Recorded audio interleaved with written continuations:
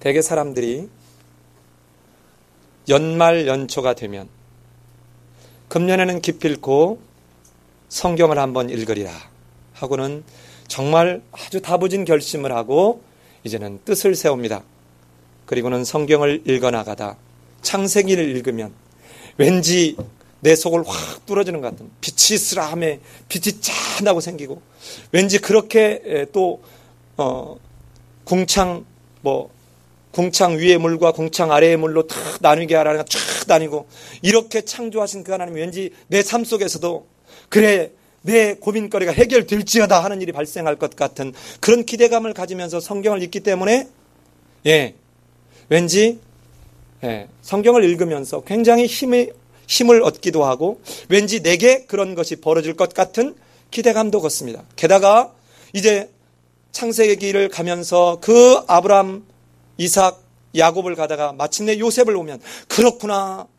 어려움과 힘든 고난과 역경 이해할 수 없는 상황이 되더라도 우리는 하나님을 믿고 의지해야 되는구나 하고 딱 갔는데 정말 고난과 역경에 있었던 그 애굽의 종로로 타는 이스라엘 백성들 하나님이 그냥 10번에 걸쳐 짠짠짠 하여간 그 바로를 꼼짝도 못하게 완전히 멘붕을 만들어가지고 마침내 해방시켜주는 여러분 이때가 되면 우리 하나님 짱이야 하는 그런 왠지 대리만족도 느껴지고 그 하나님은 여전히 나와 함께 하신다는 사실에 아멘으로 화답할 수 있는데 25장이 지나가면 출애굽기 25장이 지나가면 성막을 지으려는데 도무지 이게 완전히 조각목이 이리저리 널려 있고 실타래는 여기저기 꼬여서 청색, 홍색, 자색실은 여기저기 널려 있고 이 실타래가 꼬여가지고 어떻게 할 줄을 모르고 모세가 와서 실타래를 푸는 거 도와줬으면 좋겠는데 모세는 오지도 않고 그래도 어떻게든 작심했으니까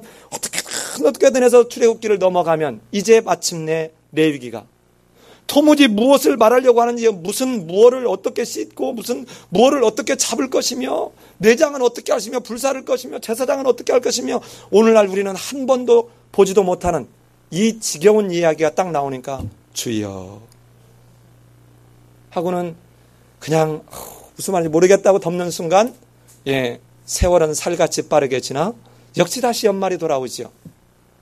이게 레위기입니다. 레위기. 그런데 지난주에 우리 봤던 대로 이 레위기는 정말 놓칠 수 없는 책이었습니다. 여러분 만약에 이런 게 있다 그러면 어떨까요? 제가 예를 들어서 뭔가 큰 실수를 했습니다. 그러면 예를 들어서 제가 주머니에서 뭔가를 하나 탁 이렇게 빼가지고 이렇게 이거 몰라 하고 딱 보여주면 이거 몰라 하고 딱 보여주면 네 됐습니다. 이렇게 할 수 있는 뭔가 있다면 그럼 얼마나 좋겠어요. 제가 이전에 대학교로 가기 전에 연구소에 있을 때 그 연구소의 이 출입증이 신분증이요 이름이 등장하지 않습니다.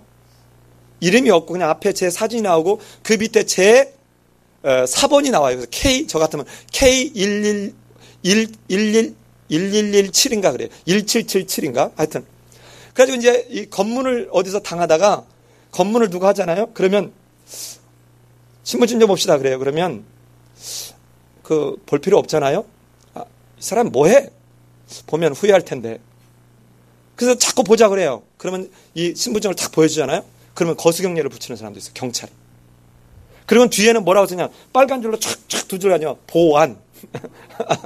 이렇게 딱 돼 있어요. 그러니까 왠지 자기들보다 더 센 어떤 기관이 이 사람 건드렸다가 자기 앞길이 어려움을 겪겠구나 해서 그런지 하여튼 그래서 어느 때 아주 기가 막혔냐면 이제 제가 그 연구소를 다니면서 한양대학교 기숙사에 살았어요. 근데 가끔가다 학생들이 데모를 하면 경찰들이 이렇게 막고 사람들을 이렇게 출입을 못하게 해요. 근데 저는 거기를 어깨를 쫙 펴고 지나갑니다. 그럼 딱 막아요. 하고 신분증을 딱 번지면 역시 쫙 비껴주고 들어가요. 여러분 만약에 이런 정말 내가 뭔가를 잘못하고 교통법규를 어겼는데 경찰이 딱 잡았다가 내가 뭔가를 하나 쫙 보여주면 경례를 딱 붙이면서 마치 프리패스처럼 이렇게 통과시켜 줄 수 있다면 여러분 이거를 누군가한테 갖고 있다면 한번 바꿔서 생각해 보세요. 그건 얼마나 신나는 일이겠습니까? 그러나 반대로 보면 누구나 이런 걸 하나 정도 갖고 있다면 아무도 그 사회 질서를 유지하는데 아무도 관심을 갖지 않을 것입니다. 바로 이 레위기는 아무도 프리패스를 갖고 자기 마음대로 하는 어떤 걸 주지는 않았지만 내가 뭔가를 잘못을 했을 때 그것을 회복할 수 있는 그 비결의 방법을 알려주고 있다면 이 레위기는 예수를 믿는 사람들에게는 놓칠 수 없는 소중한 책입니다. 지난주에 우리는 이 레위기 전체의 내용이 무엇인지를 한번 살펴봤습니다. 그 레위기는 이 앞에서 이 화면에서 보는 대로 이 레위기는 바로 하나님이 우주 만물을 창조하시면서 가졌던 그 뜻을 무엇로 이루어간다고 그랬습니까? 예, 언약을 통해서, 말씀으로 이루어진 언약을 통해서 하나님의 뜻을 이루어간다고 그랬습니다. 그 하나님의 뜻은 하나님의 나라를 이루는 것이었습니다. 하나님의 나라를 이루어가는 것이 바로 이 하나님의 뜻을 가장 잘 포함하고 있는 이 내용이 오경, 율법서입니다. 율법서. 이 율법서는 하나님이 어떻게 우주 만물을 창조하시면서 하나님의 나라를 다스리고 통치하시고 인도해 가실지를 설명해놓은 그 원칙이요, 룰이요, 원리와 같은 책을 설명했습니다. 그리고 난데 이 5권의 책을 어떤 식으로 갔냐면 이런 식으로 되어 있습니다.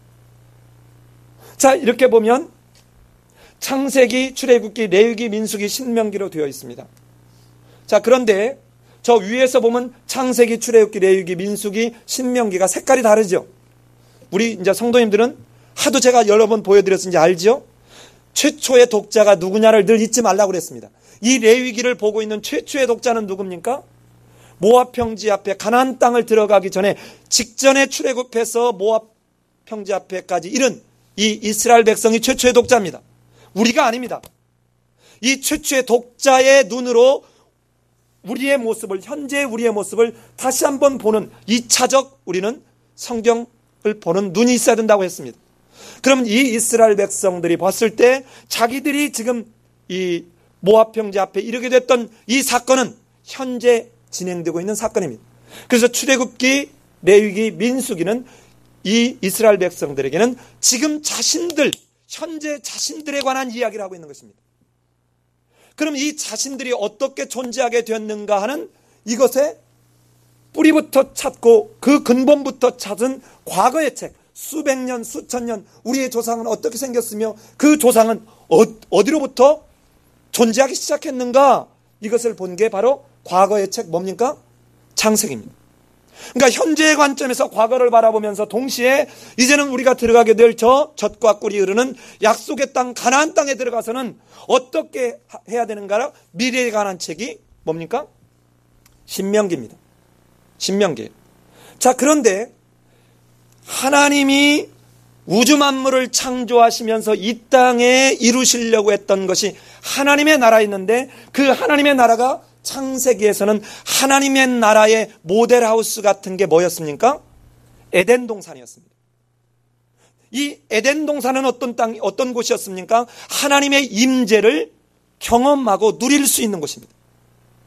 하나님의 나라가 이루어지려면 세 가지가 있어야 되는데 그게 씨요, 백성이요, 두 번째 땅이요, 세 번째 주권입니다. 하나님의 주권이 있고 하나님의 씨인 아담이 있는데 그 세 번째가 땅으로 에덴 동산이 주어진 것입니다. 자, 그런데 이 에덴 동산을 그만 아담이 하나님을 신뢰하는 대신 사단의 유혹에 넘어가서 사단을 더 신뢰하고 사단의 말을 따라가면서 이 땅을 상실하는 것으로 창세기 3장에서 이제는 이어지고 있습니다.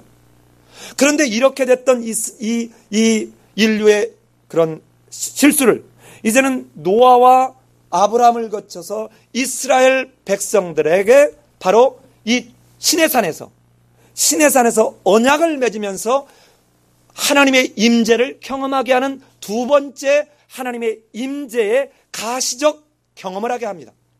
그게 뭡니까? 성막을 짓고 난 뒤에 어디에? 시내산에 여호와의 영광이 임재했습니다.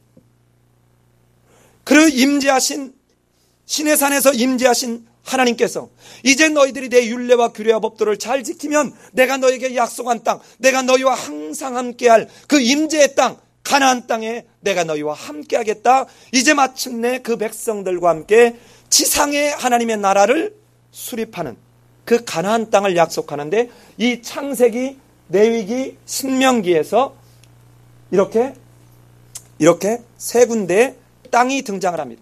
즉 이걸 크게 세 군데로 다시 이렇게 만들어 보면, 과거의 책 창세기와 현재의 책 출애굽기, 레위기, 민수기와 그리고는 미래의 책 신명기 세 곳에 공이 등장하는 게 하나님의 임재의 땅, 임재의 장소, 에덴 동산, 시내산, 그리고 약속의 땅, 가나안 땅이 등장하고 있다는 것입니다.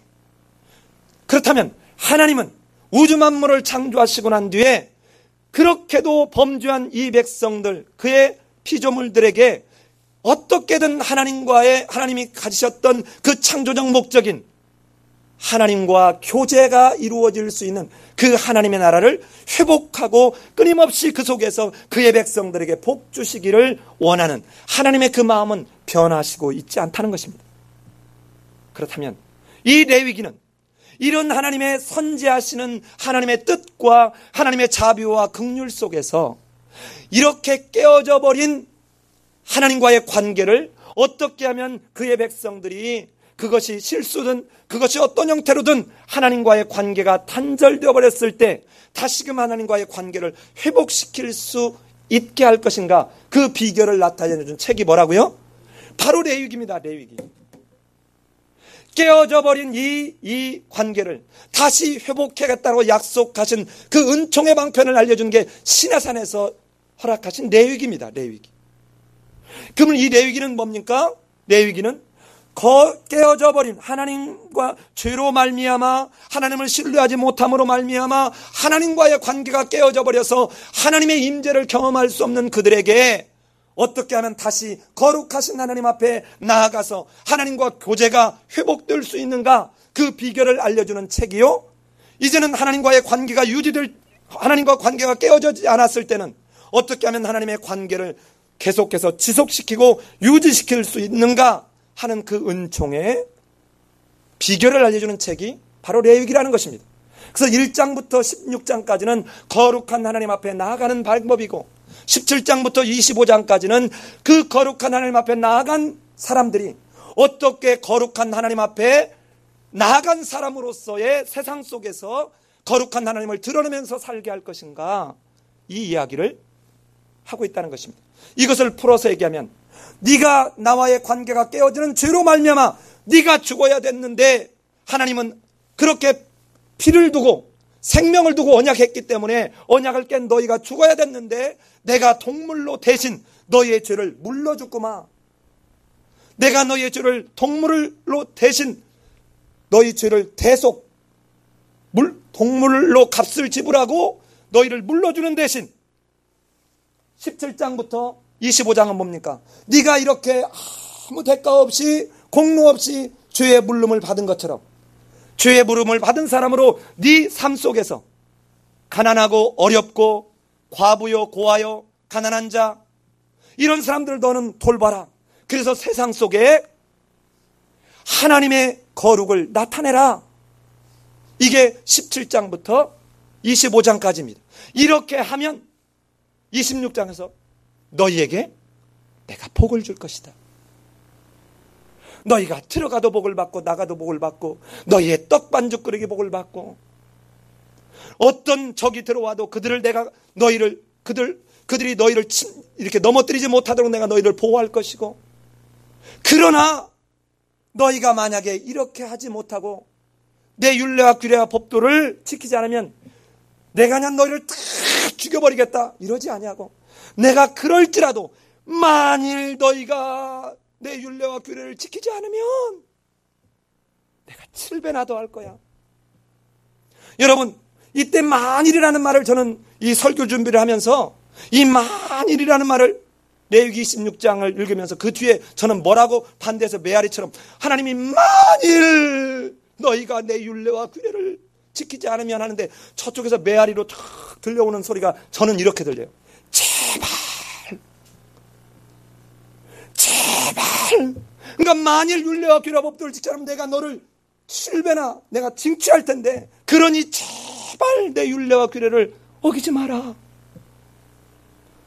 7배나 하면서 하나님은 7배, 그 다음에 49배가 아니라 하나님은 어떻게든 너희를 놓치지 않을 것이다.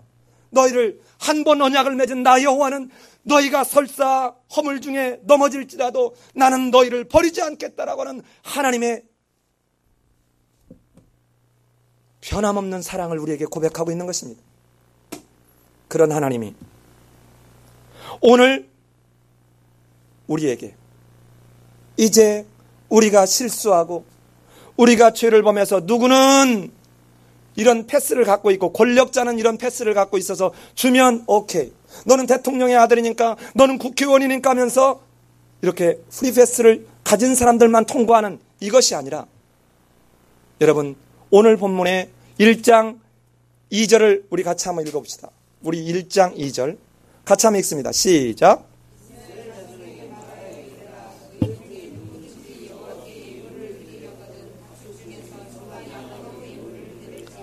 이때 이 누구든지라는 말을 히브리어 원어로 얘기하면 아담입니다. 아담. 무슨 얘기입니까? 자, 대통령의 아들이나 국회의원이나 어떤 돈이 많은 사람이나 여러분 이런 사람들이 아니라 그가 어떤 아담인지 어떤 인간이든지 그 말이에요. 신분, 무슨 권력, 빈부, 아무 성별, 나이에 많고 적음 아무 상관없이 여호와께 이렇게 나아갈 수 있는 그 은총의 방법이 뭐냐? 제사라는 것입니다. 제사예요.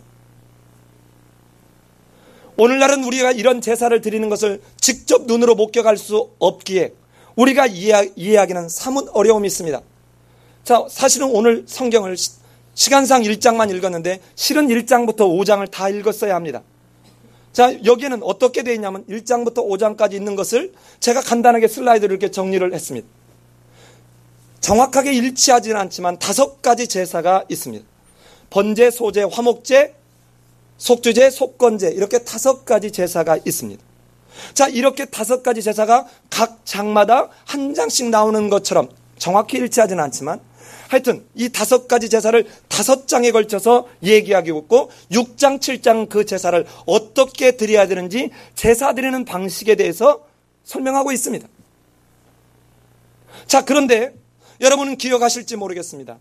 이것이 왜 5가지 제사가 있을까? 3가지면 안 될까라는 생각을 해봤습니다. 아니 7가지 완전수를 했으면 안 됐을까? 이런 생각도 해봤습니다. 그런데 여러분, 어쩌면 히브리인들이 갖고 있는 그 문화, 그들이 갖고 있는 사상을 그대로 지금 이 하나님이 모세를 통해서 지금 나타내고 있지 않나 싶습니다. 기억하십니까? 제가 번제단을 설명할 때 출애굽기에서 번제단의 가로 세로가 얼마씩이라고 그랬죠? 예, 5규빗이라고 그랬습니다. 이 5이라는 말을 할 때 무슨 의미가 있다고 그랬죠? 5이나 또 가로 세로가 5이니까 정사각형이죠. 이 정사각형이나 5이 갖고 있는 의미가 어떤 의미라고 그랬습니까? 공의의 의미를 갖고 있다는 것입니다. 공의. 이 번제단은 하나님의 공의. 그 다음에 이 정사각형이 또 어디에 있습니까? 지성소와 성소를 거쳐서 지성소를 들어갈 때 바로 그 앞에 뭐가 있죠? 분향단의 그 위의 모양이 바로 1규빗 정사각형입니다. 그러니까 이 번제단에서 드린 이 대속하는 것에 대한 그 향기를 가지고만 하나님을 뵈러 들어갈 수 있다는 것입니다. 그런데 지금 오늘 어쩌면 그 히브리인들이 갖고 있는 인식과 문화를 이용해서 이들에게 적절하게 이해하고 있는데 이 5가지 제사는 여러분 이렇게만 놓고 보니까 잘 연결이 안 되죠. 그런데 오늘 꼼꼼히 읽어보면 이 제사는 크게 2가지로 이렇게 대별됩니다. 예, 너무 작아서 글씨가 잘 안 보이죠? 예. 어떻게 한 슬라이드에 표현할 방법이 없어서 어쩔 수 없이 이렇게 좀 할 수밖에 없습니다. 자, 번제, 소제, 화목제와 속죄제, 속건제는 약간 다른 제사입니다. 그런데 보면 앞에 3개의 제사와 뒤에 2개의 제사를 구분해 보면 앞에 3개의 제사는 자발적으로 드리는 제사입니다. 어디서 그걸 볼 수 있습니까? 우리 한번 확인해 보실까요? 1장만 우선 확인해 보십시다. 제가 읽고 난 뒤에 여러분이 그 다음을 읽어보시기 바랍니다. 2절입니다. 이스라엘 자손에게 말하여 이르되 너희 중에 누구든지, 예, 거기까지. 예물을 뭐 하려거든? 드리려거든. 드려라가 아니라 드리려거든. 이 말. 자, 또,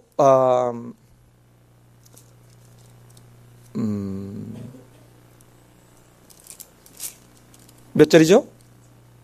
2장? 예, 2장 1절. 우리 소제할 때 가볼까요? 누구든지 소제의 예물을 여호와께 드리려거든. 이렇게, 화목제, 그 다음에 속죄제, 소제하고 화목제 갈 때는 전부 다 드리려거든이 다 예물을 드리려거든. 그래서 이거는 강제적 제사가 아니라 자발적으로 드리는 제사입니다. 두 번째 또 다른 특징은 이 자발적으로 드리는 제사는 그들이 자발적으로 드리기 때문에 하나님이 기쁘시게 받으신다. 그래서 향기로운 여호와께 향기로운 냄새라는 말이 요 3가지 제사에만 등장하고 있습니다. 자, 그런데 이 중에 번제는 하나도 남김없이 가죽 위에는 전부 다 불로 다 태웠습니다. 자, 불로 다 태웠다는 말 속에 어떤 의미를 갖고 있을까요? 철저한 나의 죽음, 나의 부인, 철저한 나의 헌신을 말합니다. 그러니까 이건 죄를 졌을 때도 드릴 수 있지만 꼭 죄를 안 져도 번제는 드릴 수 있었던 것입니다. 그걸 어디서 이거를 볼 수 있습니까? 죄와 관련이 없을 때 여러분 기억하실지 모르겠습니다.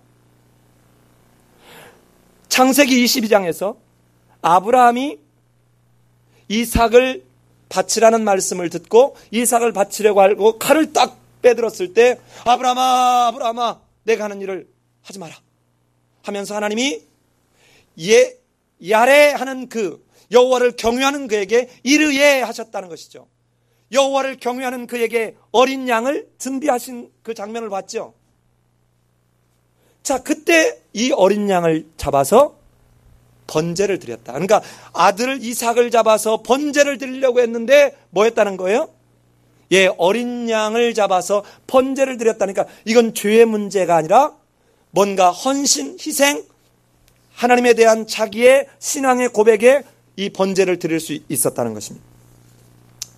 이거는 또 뒤에 가면 우리 출애굽기 18장에서 그 모세의 장인 이드로가 번제를 드렸던 모습에서도 이건 알 수 있습니다. 그리고 출애굽기 24장에서 이스라엘 백성들이 언약을 맺고 난 뒤에 언약을 맺을 때 뭐를 드리죠? 번제를 드립니다. 번제를 드려요.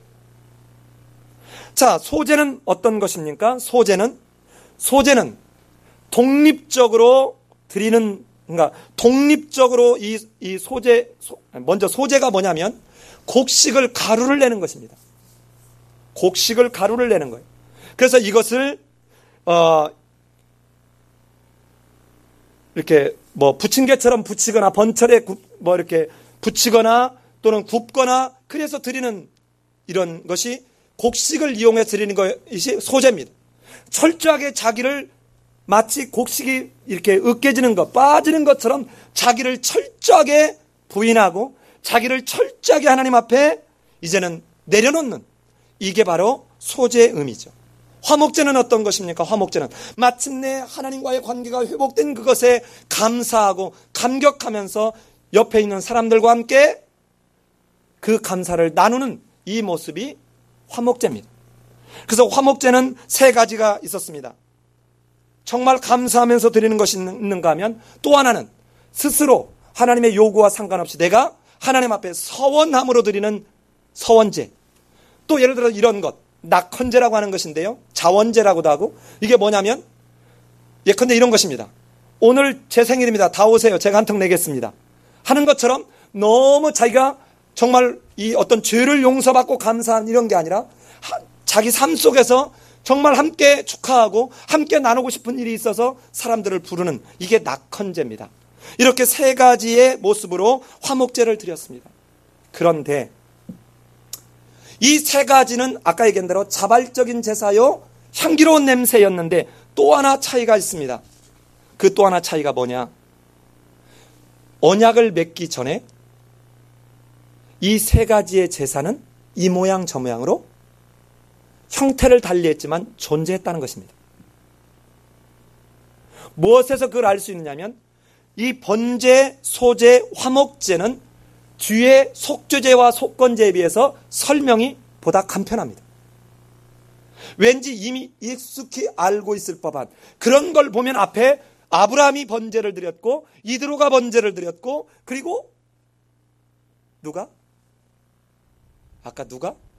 이스라엘 백성들이 언약을 맺고 번제를 맺을 때 번제를 드렸다는 건 맞죠? 그러면 소제는 누가 드렸습니까? 소제를 드린 게 바로 누구예요? 일종의 소제 형태가 가인이 드린 예배예요. 그러니까 그들의 삶 속에 무언가 이 지금 두 가지 제사가 있습니다. 화목제는 어떤 것입니까? 어떤 게 화목제지요? 여러분, 이스라엘 백성들이 언약을 맺고 난 뒤에 장로들과 다 앉아서 음식을 먹었던 거 기억납니까? 이게 바로 화목제의 모습이라고 볼 수 있습니다. 자, 이렇게 있는데 언약을 맺고 난 뒤에 이제 이전에 등장하지 않았던 속죄제와 속건제가 뒤에 나오는 것입니다. 자, 오늘은 제사의 종류가 뭐가 있으며 그리고 이 제사의 의미가 뭔지를 보고 제사 드리는 방식은 다음 주에 살펴보려고 합니다.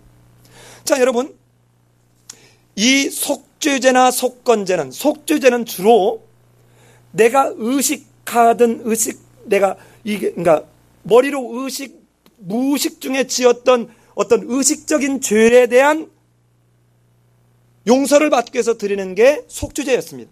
속건제는 역시 이런 부분도 있지만 이런 내가 의식하지 못하는 중에 죄를 범했지만 이것이 뭔가 하나님의 성물을 모욕했거나 또는 다른 사람들의 해를 끼쳤거나 손해를 끼쳤거나 이랬을 때 속건제를 드리게 되어 있습니다.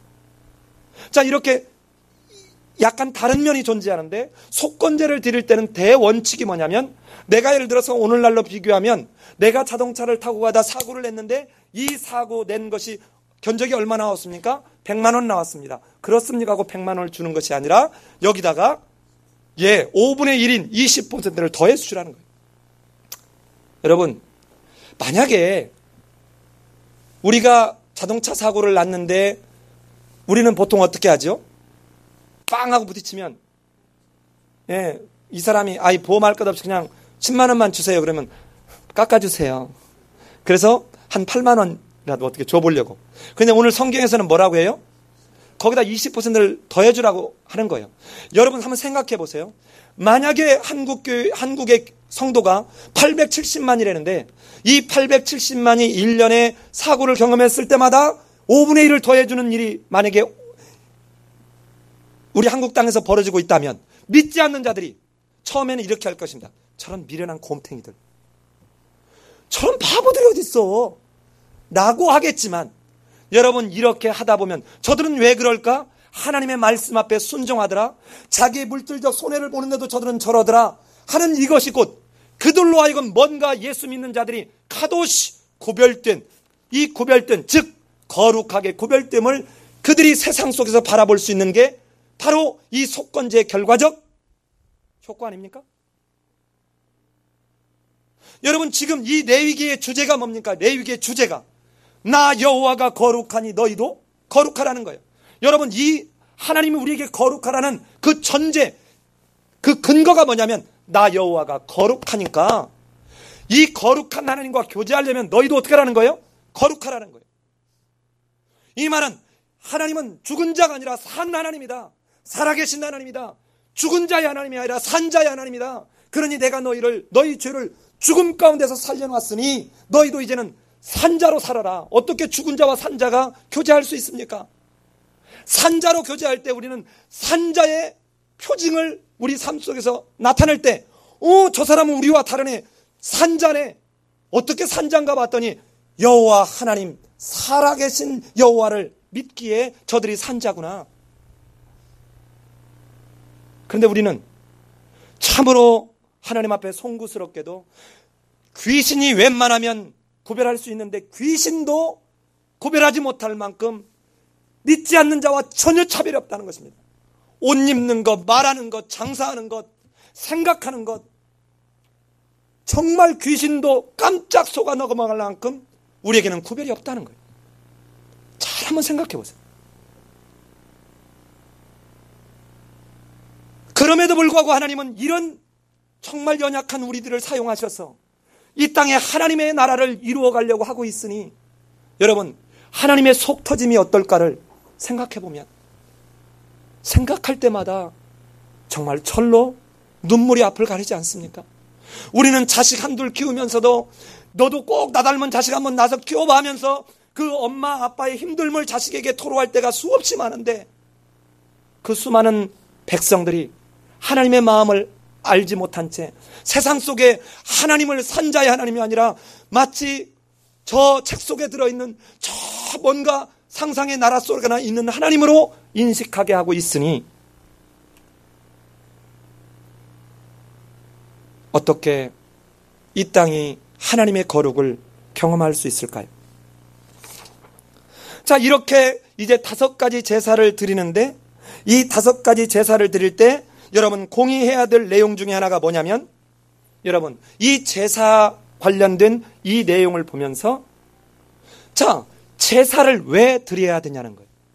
바로 죄 문제를 가지고는 절대로 거룩한 하나님 앞에 나아갈 수 없기 때문에, 그래서 이 죄를 해결하기 위해서 바로 하나님이 우리가 하나님 어떻게 하면 죄 문제를 해결하고 나갈 수 있어요가 아니라, 선지하시는 하나님의 사랑, 선지하시는 하나님의 자비와 긍휼이 먼저 계셔서 무지개 언약을 우리에게 노아를 통해서 주셨던 그 하나님이 인간의 연약함과 악함을 이제는 선지하시는 하나님의 자비와 긍휼을 발동하는 통인으로 작동하기 시작한 모습의 그 구체적인 산물이 제사입니다. 제사.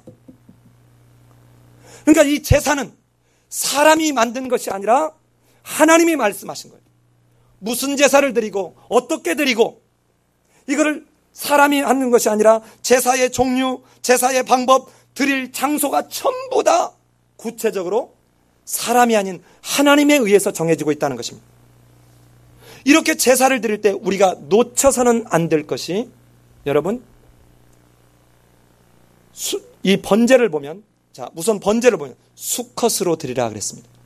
송아지나 양이나 새, 이렇게 번제를 보면 이렇게 3가지 종류로 구분했습니다. 여러분, 지금 오늘날 우리가 볼 때는 소? 요즘 소값도 떨어졌는데 별거 아니잖아? 이렇게 생각할지 모르지만, 이때 소는, 농경사회에서 소는 자기들의 생계에 결정적 영향을 주는, 자기들의 정말 재산에 무지무지 소중한, 어쩌면 이게 없으면 자기들의 생계가 막막해버릴 수도 있는 가장 소중한, 이 말은 내 생명과 내가 지은 죄로 죽어야 되는 내 생명을 대신할 만큼 가장 가치 있고 소중한 것으로 드리라는 것입니다. 이게 제사 드릴 때 제사 드리는 자의 첫 번째 중요한 것입니다. 자, 드릴 때는 수컷으로 드리라는 거예요. 그런데 이 수컷인데 어떤 수컷입니까? 흠이 없는 수컷입니다. 자, 이때 수컷이냐 순양이냐 이런 건 가장 소중한 것으로 드린다는 것이에요. 가장 소중한 것.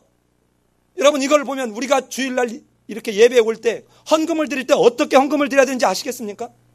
그냥 대충 지갑 빼가지고 지갑에서 어쩌지? 돈이 없네? 오늘은 1,000원짜리 밖에 없네? 1,000원 내고. 어쩌지? 오늘은 돈이 없네? 안 내고. 여러분, 이렇게 하나님은 제사를 구걸하지 않았어요. 그럼 어떻게 한 줄 압니까? 제사에 드릴 재물을 가지고 오기 전에 이 재물이 흠이 있는가 없는가를 확인했습니다. 어떻게 확인했느냐? 여러분, 동쪽에 나 있는 회막문에 들어갈 때 밖에서 레위인들, 이 제사를 돕는 사람들이 이 제물이 흠이 있는가 없는가를 제사를 드리려고 하는 사람과 함께 검사했습니다. 그래서 흠이 있는 건 안으로 들어갈 수 없었어요. 하나님의 나라는, 성막이라고 하는 하나님의 나라는 흠이 있는 자는 들어갈 수 없어요. 죄를 가지고는 들어갈 수 없습니다. 왜 그렇습니까? 거룩하신, 살아계신 하나님이기 때문에 거룩하신 하나님을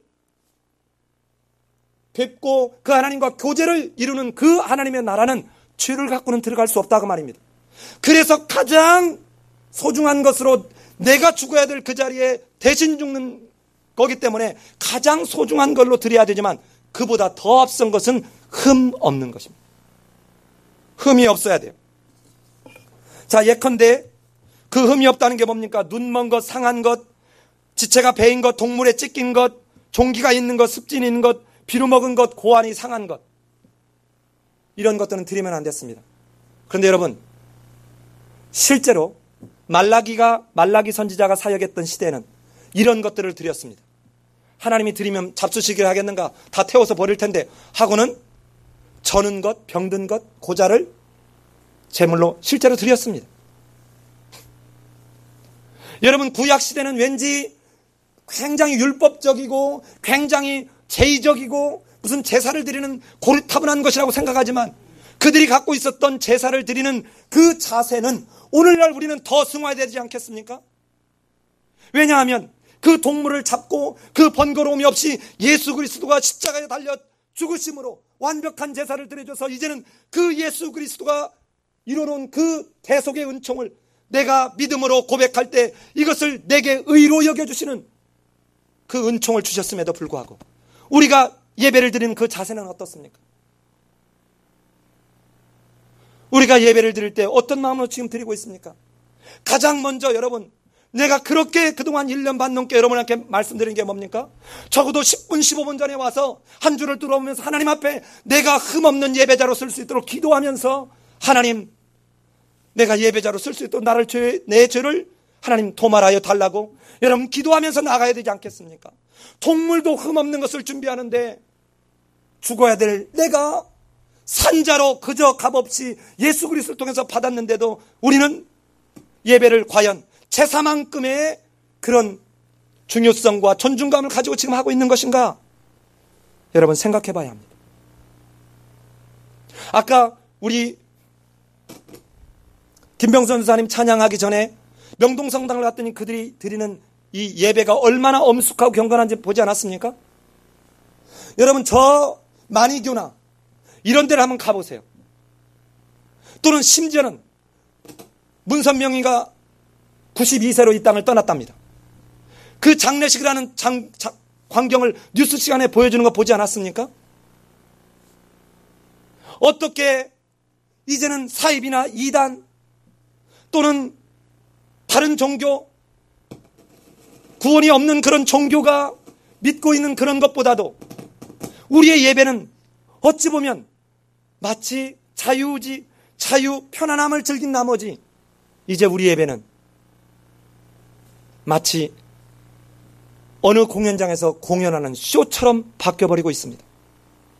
그래서 예배 때 언제 와도 문제가 안 되고 예배 때 왔다 갔다 해도 문제가 안 되고 내가 예배 중에 어떠한 상황이 돼도 아무런 문제가 되지 않는 이것이 점점 예수 그리스도가 십자가에서 이루는 그 구원의 복음을 천박한 조롱거리로 만들고 있는, 그래서 오늘날 한국 기독교는 개독교라는 말을 하나님 앞에 들리게 하는 이 일이 지금 우리에게 주어지고 있는 거 아닌지를, 이것이 문제가 한국 기독교가 이렇게 망가지고 있는 그 출발점이 어디 있는가? 예배가 회복되어야 한다는 것입니다. 이 예배가 회복되지 않을 때 어떤 다른 선교, 어떤 다른 봉사, 어떤 다른 구제 아무 의미가 없습니다. 하나님은 돈이 없어서 구제를 못하시는 것이 아닙니다. 하나님은 사람이 없어서 전도를 못하는 것이 아닙니다. 너희가 정말 여호와의 유례와 규례와 법도를 따라 지키는 의로운 사람 한 사람 있는가? 이곳에서 저곳으로 부지런히 다녀보라. 에레미야에서 보면, 에레미야 5장에 예루살렘 성이 멸망하기 전에 이런 사람이 한 사람이든지 있는지 찾아보라고 에레미야 선지자에게 말씀하신 그 하나님의 말씀은 오늘 우리에게는 마치 옆에서 큰 종을 치는 것처럼, 북을 치는 것처럼 우리 귀에 들려야 합니다. 하나님은 어쩌면 이 시간 여러분과 내게 네가 그 사람이 되어주면 안 되겠니? 네가 그 사람이 되어주면 안 되겠니? 이 말씀을 애타게 지금 그 한 사람을 찾기 위해서 그 한 사람만 있으면 내가 이 땅을 내가 심판한 것을 더 뒤로 늘리리라 라고 말씀하고 있는 것인지도 모르겠습니다. 두 번째는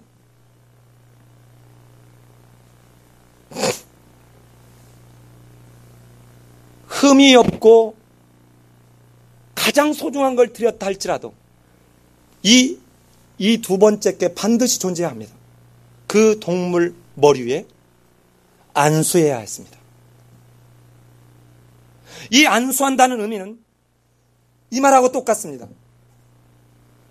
이 동물과 나를 동일하게 여겨주십시오. 그러니까 내가 죽어야 되는데 죄로 하나님이 죽이려고 하는 무슨 피를 좋아하시는 하나님이라는 게 아니라 언약을, 가장 귀한 언약은 생명을 두고 맺은 언약이기 때문에 하나님이라도 이 맺은 언약을 없이 할 수 없으니까 이걸 해야 되는데, 하나님 내가 죽어야 되는데 하나님 나를 이 동물로 간주해 주시고 나를 용서해 주옵소서 라고 하는 이 과정이 존재해야 된다는 것입니다. 여러분 보세요. 그런데 이 동물에게 안수하면 내가 동일한 걸로 간주해 주겠다라고 하는 게, 간주해 주십시오라고 해서 간주해 줬습니까? 하나님이 먼저 그렇게 하라고 하는 겁니까? 하나님이 먼저 그렇게 하라는 거예요. 이게 선지하시는 하나님의 사랑이에요. 우리가 먼저 애걸하거나 우리가 먼저 하나님하고 한 거 아니라 하나님은 그 피조한 하나님의 형상대로 만든 이 인간을 사랑하셔서 그들로 돌이킬 수 있는 길을 허락하신다는 것입니다. 그러면서 여전히 하나님은 내가 너를 절대로 놓지 않는다. 내가 너를 사랑한다. 얼마나 사랑했으면 이렇게 먼저 동물을 안수를 하면 그 동물에게 내 죄를 동일한 것으로 다 이 동물과 간주해줘서 내 죄 대신 이 동물을 죽이는 것으로 해결해 주시는 것도 부족하셔서 자기 품 안에 있는 독생하신 그리스도를 이 땅에 이미 출발시킬 때 죽게 하려고, 십자가에 죽게 하려고 보낸 거예요. 죽게 하려고. 그래서 바로 이 동물에다가 안수하는 이 장면이 오늘날 우리에게는 세례입니다. 예수님이 이제 공생애를 시작할 때 맨 처음에 뭡니까? 세례 받지요, 세례. 이 세례가 뭐라고 그랬습니까? 죄 없이 성령으로 잉태된 예수가 이제는 세례를 받음으로 인간들의 죄를 자기들의 죄로 동일시해주는 이 의미가 바로 세례라고 그러지 않았습니까? 이 세례를 받았기에 이제 죄에 대한 대가를 지불해야 됩니다. 마치 지금 이 제사자가 동물에게 손을 얹어서 안수하는 것처럼 세례 요한이 예수님의 머리에 예수님에게 침례를 주는 것은 동물에게 지금 안수하는 것과 똑같습니다. 이러기 때문에 동물이 죽어야 했던 것처럼 예수님이 세례를 받는 그 모습은 마침내 십자가에서 죽음을 예고하고 있는 것이죠. 이 과정이 있을 때 여러분 이제는 하나님 앞에 상납되어진다는 거예요. 그런데 여기서 중요한 걸 하나 더 봐야 되겠습니다. 여러분 3절을 보십시다. 3절 같이 한번 읽겠습니다. 시작.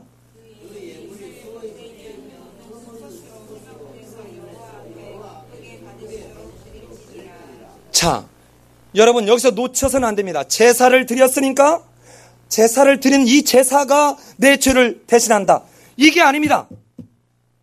이 말을 지금 여호와 앞에 기쁘게 받으시도록 드릴지니라, 이 말을 옛날 개역 한글로 바꾸면 여호와께서 연락하시도록 드리라는 거예요. 이때 연락하도록 드리라는 말이 무슨 말이냐면, 여러분 결코 이 동물의 제사, 동물의 이 피나 고기를 연락한다는 말이 아닙니다. 흠없는 제물을 통해서 제사 드리는 제사자를 연락하는 것입니다. 여러분 왜 가인의 제사가 받아들이지 않고 아벨의 제사가 받아들여졌습니까? 가인은 그냥 많은 곡식들 중에 그냥 자기 때 빼고 광낼 수 있고 나는 이렇게 많이 풍성해졌다라고 드린 것을 드렸습니다. 그러나 아벨은 내게 이 동물을 얻은 그 첫 새끼를 드리면서 자기의 모든 헌신을 이 동물에게 이렇게 같이 했다는 것입니다. 예물을 드리려거든 흠없는 것으로 해야 되고, 예물을 드리려거든 너의 가장 네 생명과 맞바꾼다는 그런 느낌을 갖고 네가 그렇게 늘 여길 수 있도록 가장 소중한 것으로 드려야 되고, 그리고는 그 위에 안수를 해야 되고, 뿐만 아니라 네가 진심으로 네 마음으로 네 상한 마음과 통회하는 마음으로 예배를 드릴 때만, 제사를 드릴 때만 연락된다는 것입니다.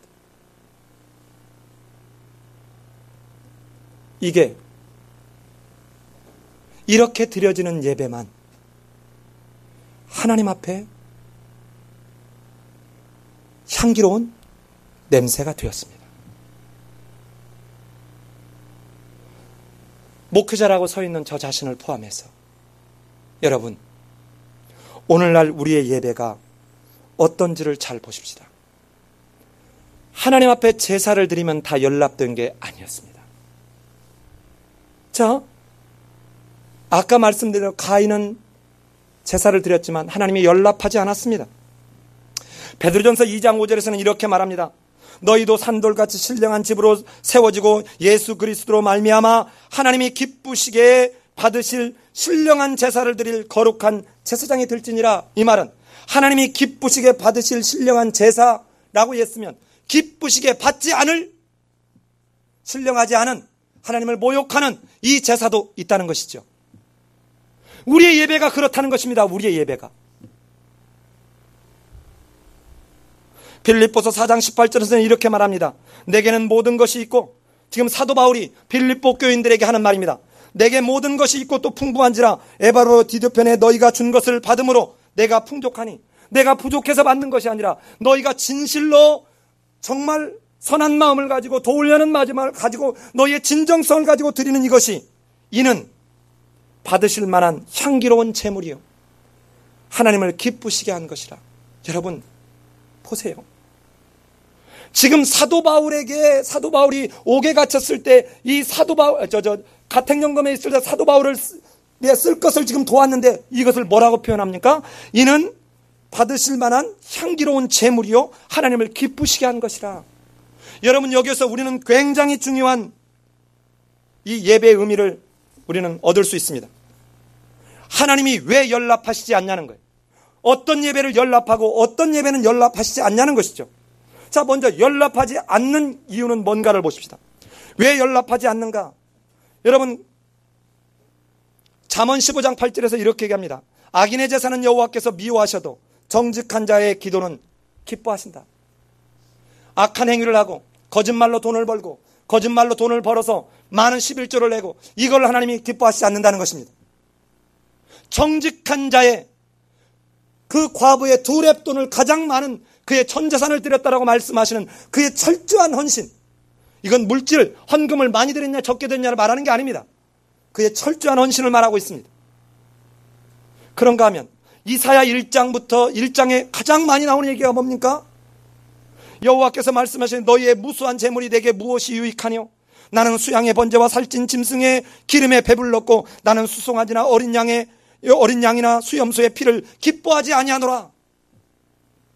너희가 내 앞에 보이려고 오니 그것을 누가 너희에게 요구하였느냐? 내 마당만 밟을 뿐이니라. 언제 내가 너희한테 이런 재물을 요구했느냐? 다 부질없는 짓이다. 왜 지금 부질없는 짓이라고 얘기합니까?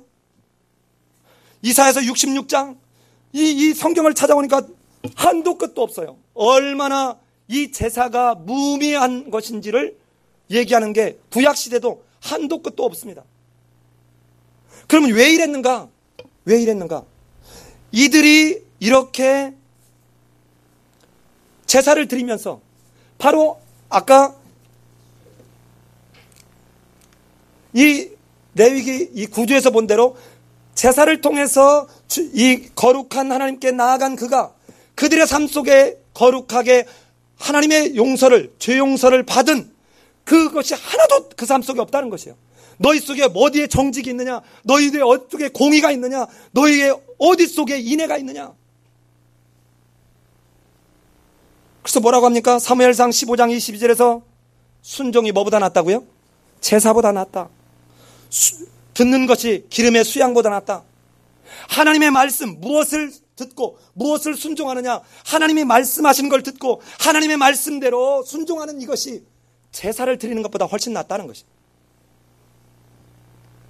그러면서 아까 이사야서에서 너희가 이렇게 내게 가져오는 재물들이 아무 쓸모가 없다. 너희는 완전히 내게 보이려고 쇼하는 것이다 라고 말하면서, 그럼 어떻게 하는 것이 제대된 제사인지 1장 16절에서 이렇게 얘기합니다. 너희는 스스로 씻으며, 죄를 씻으라는 거예요. 진정한 회개가 없다는 것입니다. 스스로 깨끗게 하며 내 목전에서 너희의 악업을 버리며 악행을 그치라. 통일하게 하나도 회개하는 것 없이 그대로 반복해서 하면서 그 다음에 와서 또 제사를 드리고 또 예배를 드리는 것은 하나님을 모욕하는 것입니다. 하나님을 죽은 하나님으로 여기는 것입니다. 17절에서는 그러니 선행을 배우며 공의를 구하며 학대받는 자를 도와주며 고아를 위하여 신원하며 과부를 위하여 변호하라 하셨느니라.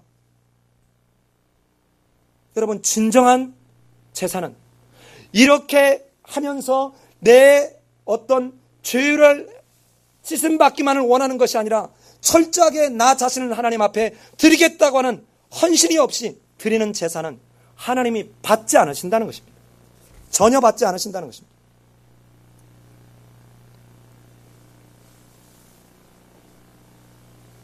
자, 이 말을 신약 성경에서는 뭐라고 하는가 한번 봅시다. 신약 성경은 우리 한번 히브리서 13장 14절로 15절 히브리서 한번 읽어봅시다.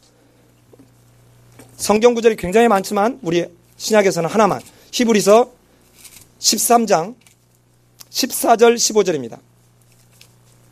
14절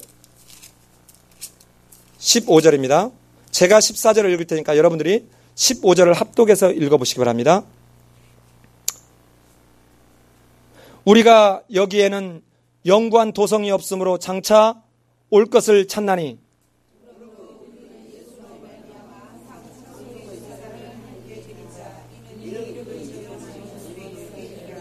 자, 16절까지 합독합니다. 시작.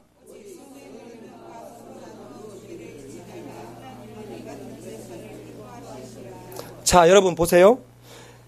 우리가 예수로 말미암아 항상 찬미의 제사를 하나님께 드리자.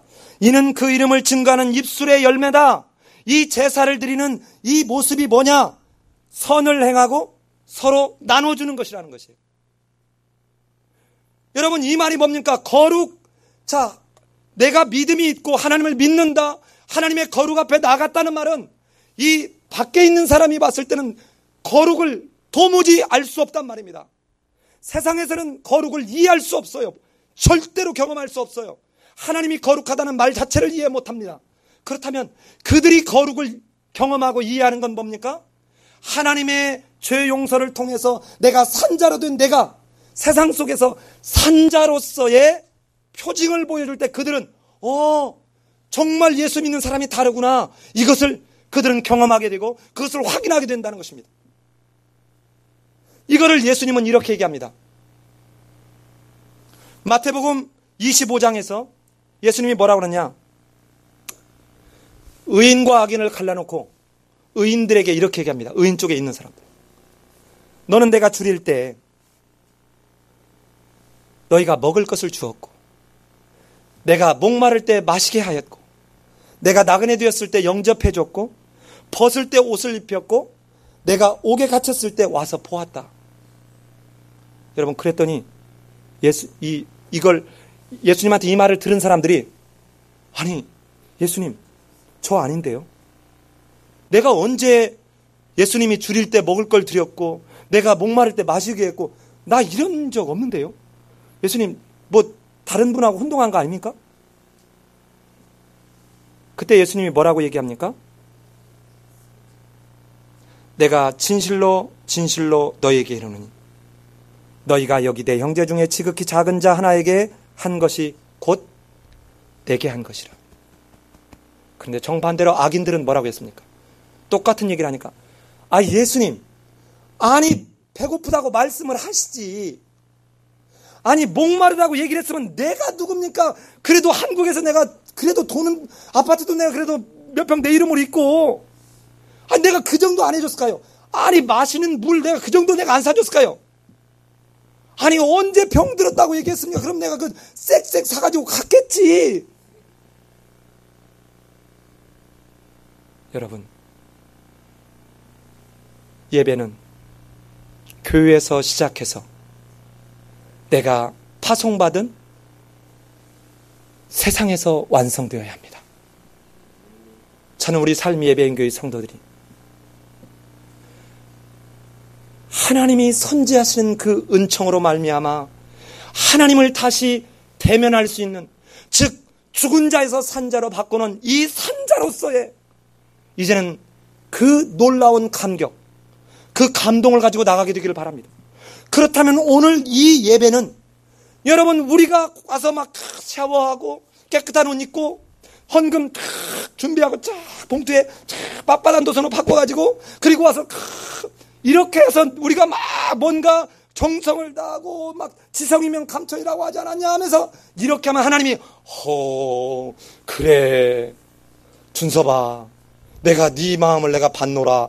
여러분, 이런다는 게 아니에요. 이런다는 게 아닙니다. 예배는 우리가 정성을 다하면 하나님이 받는 이런 일이 아닙니다.